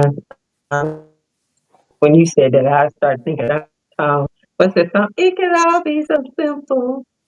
What? But you rather But make you it rather hard, make it right? hard. Mhm. My karaoke voice on right now. Yeah. Yeah, you about Well, to make me sing. but that's the song that came to my mind as soon as whenever I hear Lauren Hill. That's what I think. Or Zion, when Mm, she sung about her son Zion. Remember when that song came out? Yeah. yes. Hmm. I know when I, Yeah. 'cause I've been knowing Symbolic for a good minute, and I mean, I'm surprised she don't ask me why are you always smiling at me, because when I see her, I mean, it's so sweet, it's so loving, But when you sit down and She, listen to her, she is really an inspiration, and she's very passionate. And when I see her, I know some people might not think so, but I see Cicely Tyson when I see Symbolic, because to me, Cicely Tyson was a very nutritional woman that was very inspirational, that was a person that stood her strength when she broke through all barriers. And when I look at Symbolic, that's what I see. uh, Oh, she has spirit. You could tell when I've been talking. No, you're not. Don't have a sweet spirit. But when I was talking to her and I was getting with you guys are so gracious with me. In case I didn't, everybody, am I frozen on the podcast? Am I frozen? No, no, we can hear you. can hear you. Okay, well, okay. On the podcast, they are in the Aspiring Authors magazine, and they are the featured poets in the June issue magazine that I believe is out. Angela, she put it out, and I was so excited to have him as a guest. And I've just been this has been a great show. Am I still frozen? I guess I am, but you can hear me. That's fine. Um, We see you moving too, You see though. you moving oh, too. y'all see me? Wait a minute, don't let me pick up my drink. No, I'm just playing. I thought I was frozen. Okay. Y'all have to know I'm a jokester. I'm a very, very Ain't jokester. nothing wrong with that. That's a beautiful gift. Yes, it is. So, okay, you guys gave your person, and my person is, believe it or not, Erica Badu, Baduism. Okay. I love me some Miss Erica Badu. I love her style. I love her voice that when she speaks and how she does. So she would kind of represent me, I guess, as a poet walking in. Erica Badu. Dallas girl, Erica. Yes. Hmm. So with that one, I guess only I think we've covered like um, parting words.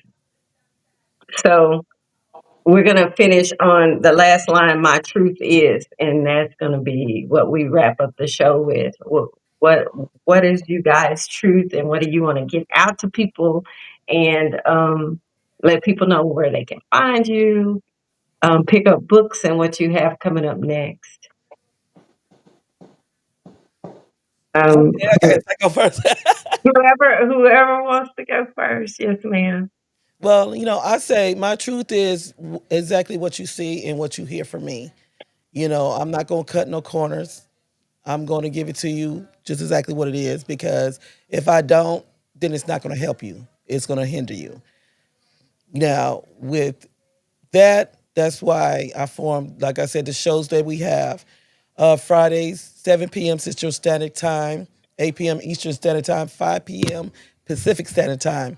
Grown Men Talking Incorporated, hosted by Dwight Robinson. It's a panel of men.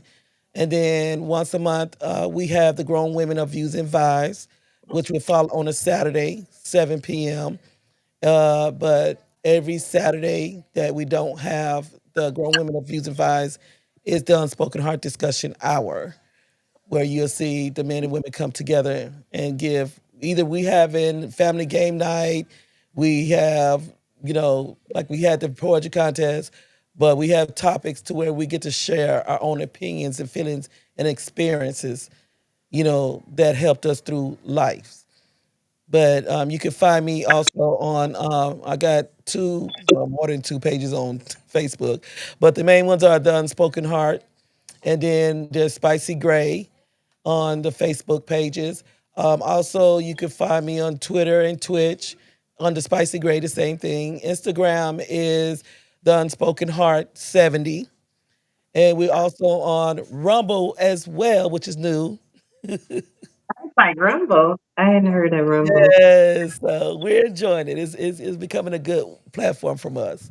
So, other than that, we just want to let everybody know that we're here as a platform to heal, to love, to bring awareness, to break chains in lives and bring in relationships together.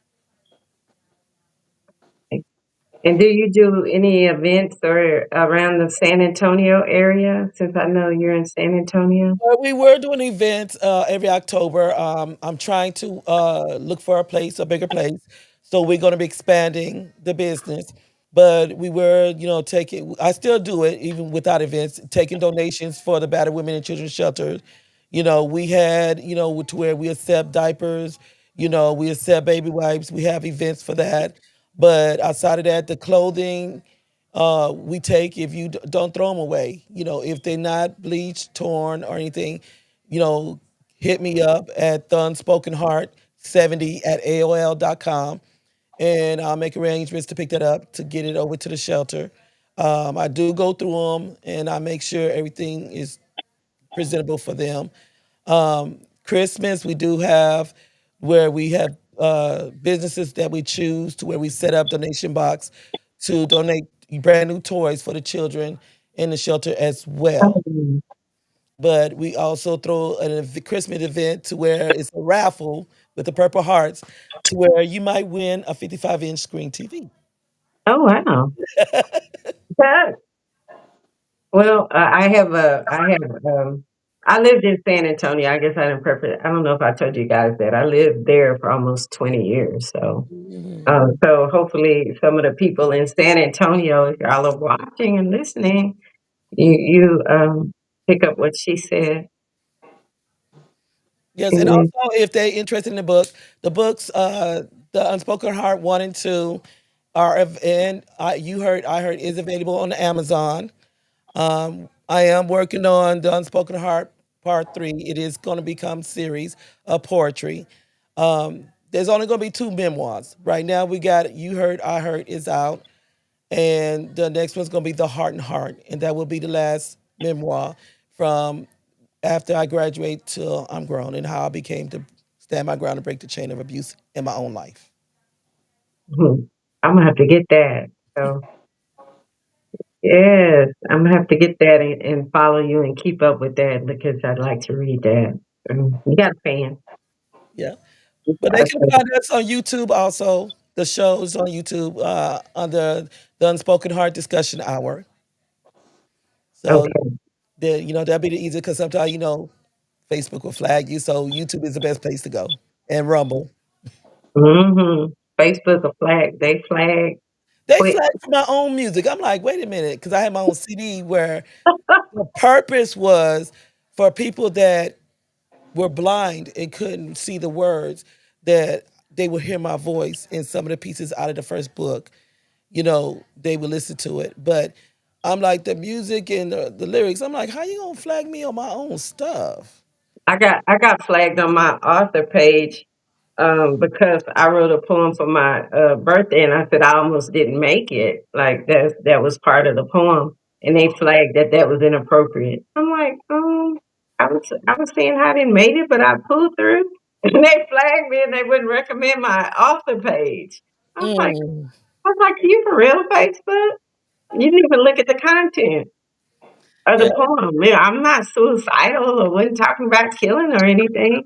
yeah, I was being gracious that I made it because I almost didn't make it. yeah. They're kind of limiting people, but one thing I can say, YouTube gives you a little bit more room, but with Rumble, they give in like they have no barriers. So I mean, even profanity or whatever you discuss, Rumble does not flag you for it. They allow you to express. Yeah, and I think Clubhouse is like that. I go on Clubhouse on Thursday morning. Oh, Mm, that's another thing for poets.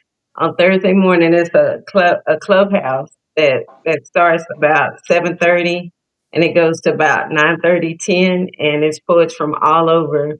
I can't call the link. I always hit it, but Michael Bean hosted, and so it's poets, and it's an open mic poet virtual, and it's every Thursday in the clubhouse. But Treehouse, Clubhouse. I'm just on here just as wrong, probably, but I'll post the information. okay. Can I hmm get on Clubhouse with my Android? Yes, I have an Android. Hey, I'm an Android. Yes, you I didn't can. know that. I thought it was only for iPhone. No, I'm on Clubhouse. I listen every Thursday morning. I go in there and Hmm. listen to the poets. I haven't done the open mic yet because by the time my memory's a little bad, by the time I remember, I'm coming in the middle of the session and the open mic is closed because he lets you do open mic Okay. virtually. hmm And it's poets from everywhere in there. It's usually like 100 plus poets in there, which Oh is a good wow. platform. Yeah, it's good to vibe, when you find your the poetic community, once you get into it, is, you know, you start seeing the different spaces to go and to hear poetry, and I just vibe and I love it. And I go on poetry talk too. I don't know, talking about TikTok, and find a lot of good poets and a lot of communities and a lot of events through poetry talk too. And I've met poets on there. Hmm. hmm Yeah, Yeah. that's where some of our poets came from was TikTok as well. And I mean, like I said, I'm very proud of our poets. We try to celebrate, our poets because it's just like anything else. It was on the back burner. People didn't take us serious. They just hmm thought, oh, I don't do that. Like it was just something like a hobby. Like, no, we have a true meaning. It's just like a true flow. Just like you listen to blues and rhythm and rap. We that same type of vibe, but we also have a message that heal a lot of souls out there, like symbolic. hmm Yeah. We turned it over, Mr. I, Miles. at first I thought, that poetry, that was a time where I did think that poetry didn't matter, like even when it comes, because I perform, all around San Antonio. And when people want to book us, sometimes they don't even want to pay us. And I've been hmm doing this for years now, so I'm what you call a professional poet, right? hmm So but yet you want to pay a singer and you want to pay, a rapper or whatever, you know what I'm saying? And they always want to shortchange us. So it kind of get discouraging too. And not only that, when I perform at a lot of different, when I first started with different bars and stuff, and they don't even want to respect when you actually doing when you're performing as well. Like they don't respect the poets. And but I think y'all sometimes this is like in San Antonio though, because like when you go to Houston and Dallas and different parts of Texas or whatever, it's a different vibe. So my goal is I do want to start doing shows again because I used to host poetry shows here in San Antonio, and I think I want to do that again where poets can have a platform. I want to use my platform for to highlight other poets as well. For to be able to use your voice and to help other people heal basically because they don't respect us. So we got to make a platform for ourselves and we got to make it happen ourselves basically. Yeah. Well, if you do, you know how to get in touch with me because it's just a drive. I go. I've been in Austin. I mean, I drive. I go wherever. Austin, San Antonio. That's it. Because I'm about the poetry. Yeah. Yes, ma'am. Mhm. Because people really, until people really. I had a friend that with me. She really didn't care about poetry. Wasn't into poetry, but she knew I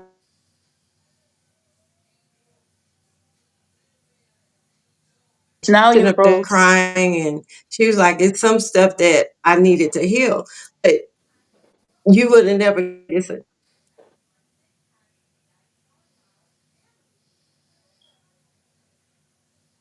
Oh, she froze this time.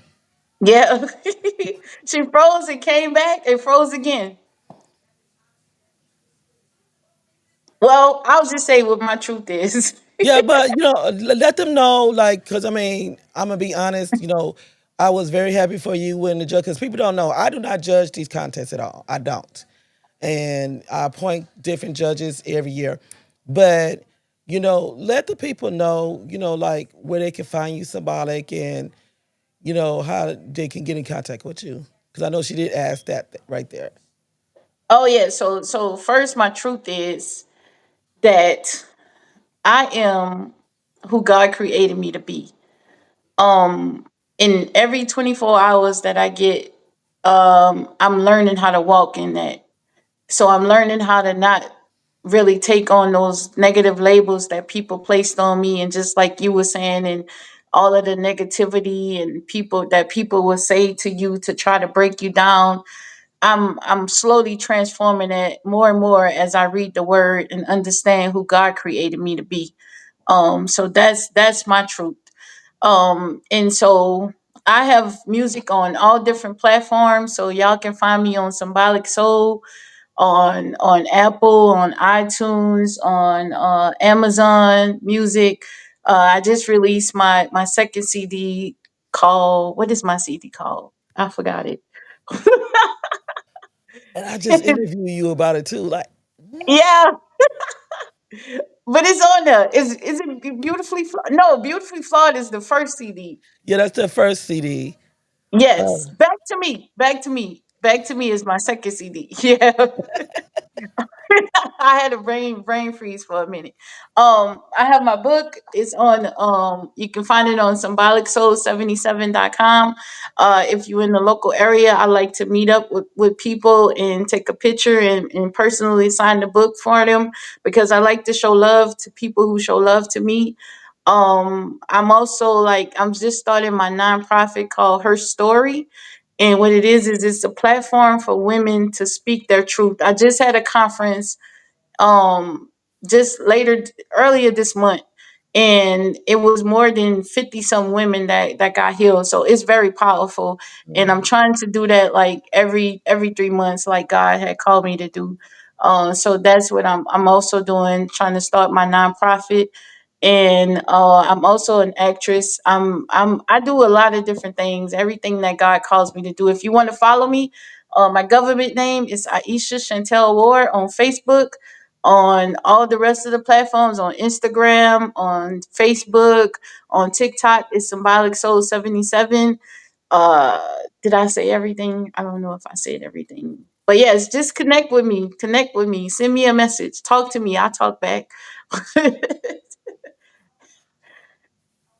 I appreciate everybody's support.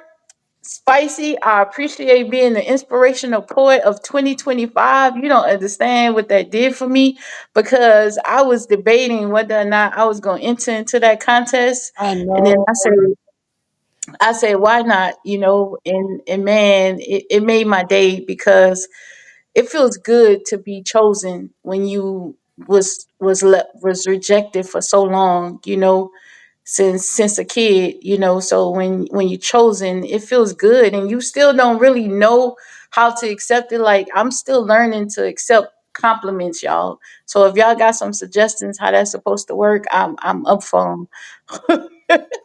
But what But I it's just loved like is God that, just do so many good things for me, and I appreciate it all, and I just want to be able to be happy and celebrate it.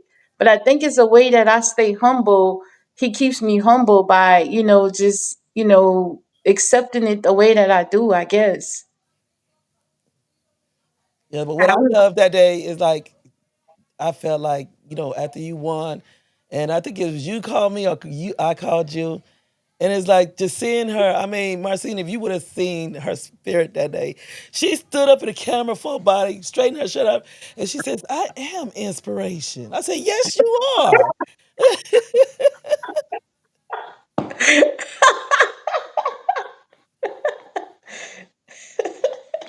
But I was so proud of her. I mean, the judges made a great choice. Like I told them that none of them are losers, none of them are winners. It just was some chosen poets.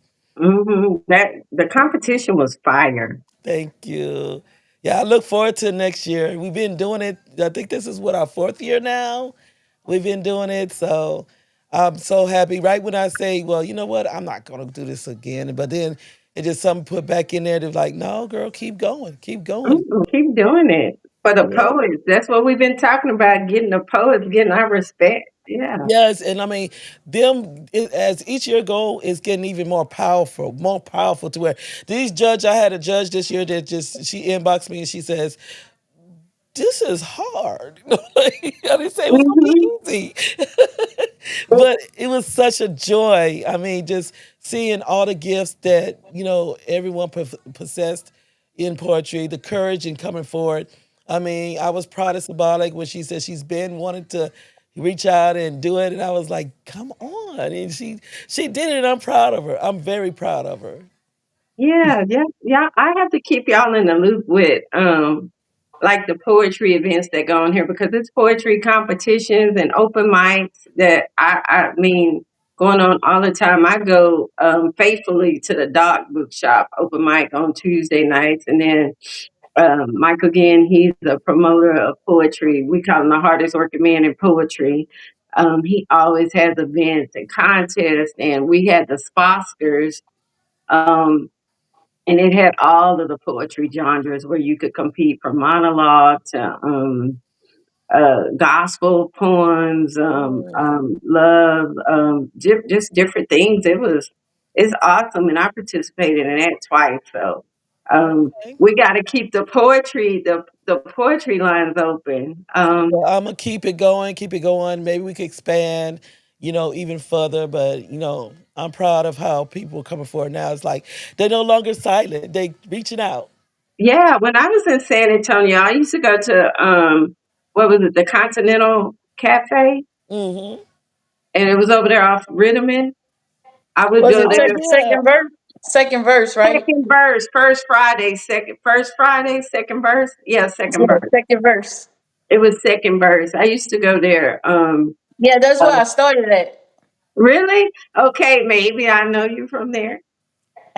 But I really used to go there with like some of my my military friends were into poetry, and we'd go to second verse, and I think it was called Continental, wasn't it called Continental? Yeah. Mhm. Mhm. Mhm. I used to enjoy going there. Do they still do second verse? No, second verse been stopped. They I started it haven't. again, and they Huh? started it again, and then they stopped it. They stopped it again. Oh wow. Yeah, it's I something else they throwing now to where I can't remember where it was at because the flyer comes up every now and then, and the young lady's a poet herself, and she hosted a poet. I got to look it up, but I've been seeing it, and my main thing is that I need to start back getting out. I know in Austin they have a large community and they do open mics and stuff in Austin.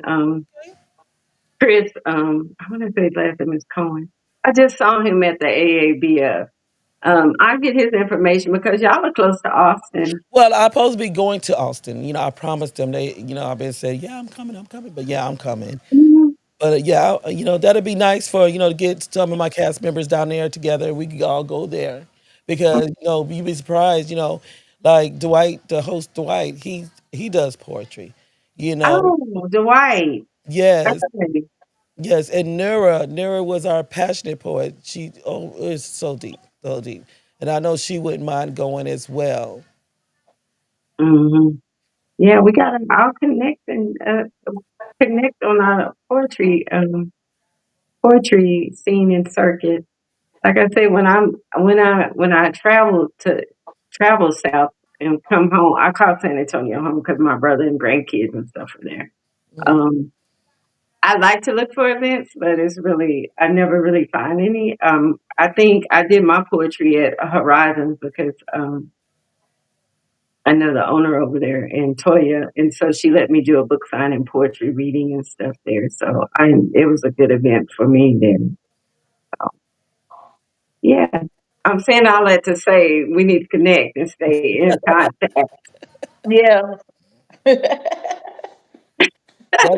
I be went lovely. around the way. So since we're getting near the end of the show, do y'all have any no. You have to do a final parting piece for Oh, you want another poetry? me. She said another and another and another. Yes. No, I'm loving it. I'm loving it.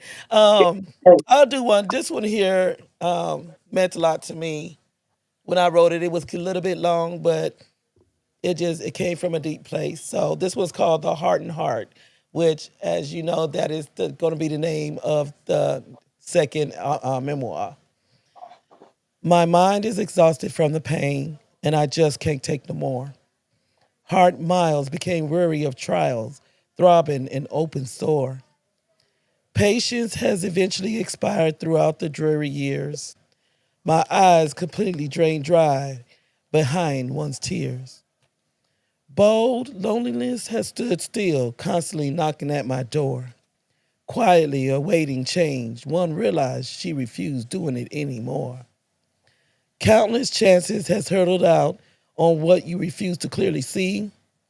Look closely within and acknowledge what one has afflicted upon me. My weakening heart has slowly hardened towards becoming totally worn. The muscles in coordination with her soul have completely been scorned. Mm, God witness towards clear blue sight, hindermost all you have put me through. So the deepening applied afflicted wounds, my friend, is all solemnly on you. Be mindful of the heartless flowing words through parted lips that one shall say. For letters applied in moments clicking calculation will equal out and towards double pay. He lacks acknowledgement towards pain that dwells within depths of my heart, slowly resulted in cause for my love inward deep to be torn completely apart. One merely refused issuance of respect as I devotionally supplied to you, so my love for him eventually diminished and validated to be totally through. Contemplating if you had sacrificed all desiring, truly wanting to be with me, deciding my value in shedding one more tear and demanding, finally setting all free. So I slowly closed the lids, blocking out one radiant stream for a glaring peeping light, visualizing pulling you closely, breathing, wrapping, and wanting, holding me extremely tight. Elevation of the heart rise as our lips start to momentarily gently and instantly touch. Speed per hour, one's heart races in time towards men in hand, becoming no matter of such. As the shades covered to sighted vision strip state, as each one began to eventually open up, drunken emotion swiftly pours smoothly, rising above heightened thin glass rim cup. Mirrored reflections in the form of optical sight, clearly translated appearance of me, drawn feelings from my strongest muscles, sustained battles flight, letting things just to be. Acceptance that sometimes being alone is healthier than having someone's loneliness range. Love never costs one single dollar towards acknowledgement of a heart and heart's change. mm, All right. And that moment, I wrote that because it more or less summed up everything I went through and everything that formed my heart to become so hard at that moment. And realizing that you wasted my time. Mm, If you really truly didn't love me, why did you even bother with me? But when I finally stood, just to sum it up, I finally stood in the mirror and seen myself and seen everything that I was worth. And when I've seen my worth, I was able to say, bye bye. mm. No, that's fine. Thank That you. sounds like a poem right there. Right? I can't snap, so. Spicy just had that voice, like you had that voice, like everything you say. People tell me that too. It just sounds Hmm. like everything you say is just a poem. Hmm. I agree. I agree wholeheartedly. Okay, so mine is called No More Fear. So I'm reading out my book again, y'all. Uh, Here we are, face to face and toe to toe. I will not let you deceive me no more.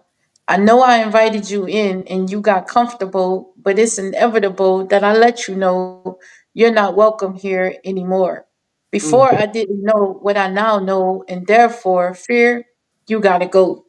No more holding me hostage. Now I'm ready to acknowledge the clear advantage you had over me. Cease, fear. There is no place for you here. See, now I recognize who I am. And my God said I could do all things through him who gives me strength. Furthermore, I must address how I let you own me for way too long. You see, I didn't understand, and I handed you my plan before I even had the chance to become a God fearing woman. My inner beast has been unleashed, and now all my ungodly ways must cease. So, fear, I have to bury you 6 feet deep. Rest in peace and don't come looking for me no more. Now I am equipped with the skills to check you at the door. You have crippled me, made me feel like I was nothing, got a hold of my mind, body, and soul, then left me feeling weak.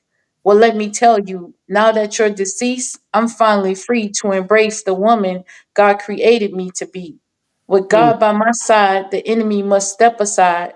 My newly found identity gives me the ability to strut and stride. God said, if I ask, I will not be denied. mm. All right. Well, I can't now. No noise. I love that. I Beautiful, love beautiful. that. Love that. Love that. You Thank ladies you. have been so inspiring tonight. Again, I thank y'all for joining the Coastal Poetry. I have had my guests, Symbolic Soul and Spicy Gray. If y'all missed this podcast, you can catch it again on YouTube and Facebook and Twitch.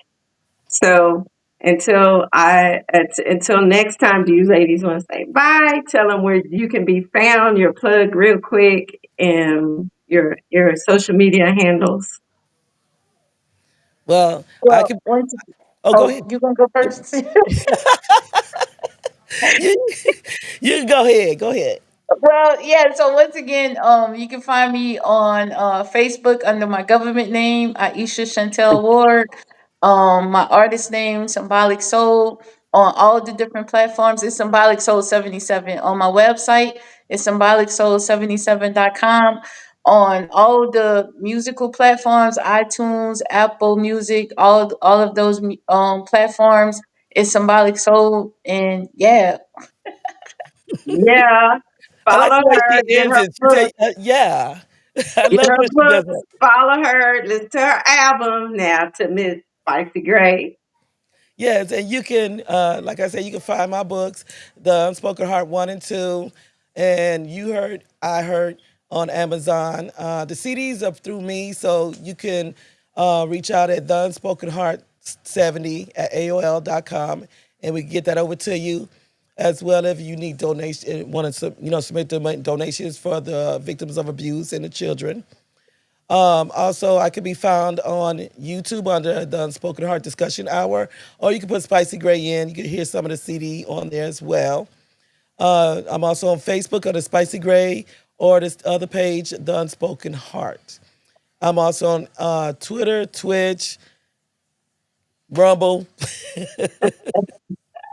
We're gonna learn Rumble today. Yes, I mean, if you need me to come speak for any event, you can reach me at the email as well as, and make sure you put the unspoken heart 70 at AOL.com. Yes, ma'am. And again, I'd like to thank y'all for being my guest. Thank I you for am. having me. And Yes, yes, yes, and thank y'all you, pick thank up the you. magazine. If y'all have not picked up Aspiring Authors magazine, these are our featured poets for the June 25 issue. Pick it up, support these ladies, support the poetry, their works. And y'all know who I am. I'm Marcine Moore. And y'all know you can find me on all platforms, and my website is moreauthor.com. So until again on the Postal Poetry, good night and see you around.